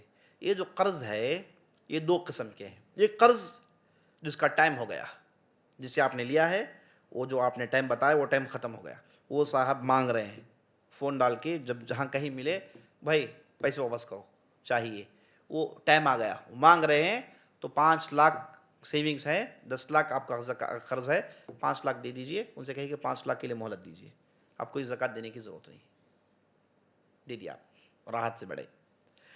آپ نے کسی سے قرض لیا ہے، ٹائم باقی ہے، ابھی 2 سال ہے، 3 سال کا ٹائم لیا ہے، 10 لاکھ ہے، 5 لاکھ آپ کے سیونگز ہے، 3 سال ہے بھی ٹائمنگز۔ آپ چاہے تو کیا کریں، وہ 10 لاکھ میں سے ایک اماؤنٹ دے کے تھوڑا آپ کا قرض کا بوجھ کم کر لیں، اس باقی اماؤنٹ کی زکوٰۃ نکالیں۔ اگر آپ چاہیں تو ایسے بھی کر سکتے ہیں، 5 لاکھ کا جو سیونگ ہے اس کی زکوٰۃ نکال سکتے ہیں، کیونکہ آپ کے پاس ٹائم ہے۔ بات سمجھ میں آئی؟ ہاں جی۔ جو گزر گئے ان کے لیے کیا دعا مانگے؟ دیکھیے جو گزر گئے ان کے لیے تو پھر آپ جو ہے ان کے آخرت کی سنوارنے کے لیے، ان کی مغفرت کے لیے یہ کہیے کہ اللہ ان کے قبر کو منور کر، اے اللہ ان کے قبر کو منور کر، اے اللہ ان کے قبر کے آزمائشوں سے بچا لے، اے اللہ ان کے قبر کو جنت کے باغیچوں میں سے ایک باغیچہ بنا دے، اے اللہ انہیں قبر میں جنت کا فرش دے، اے اللہ انہیں قبر میں جنت کا لباس دے، اے اللہ ان کے قبر کو جنت کی ہوائیں اس میں چلا دے، اے اللہ ان کے قبر کو منور رکھ، اے اللہ ہماری دعائیں ان کے حق میں قبول کر لیں، اے اللہ ان کے گناہوں کو معاف کریں۔ یہ سب آپ ان کے لیے مانگیے انشاءاللہ۔ سبحانک اللہم و بحمدک، اشہد ان لا الہ الا انت، استغفرک و اتوب الیک۔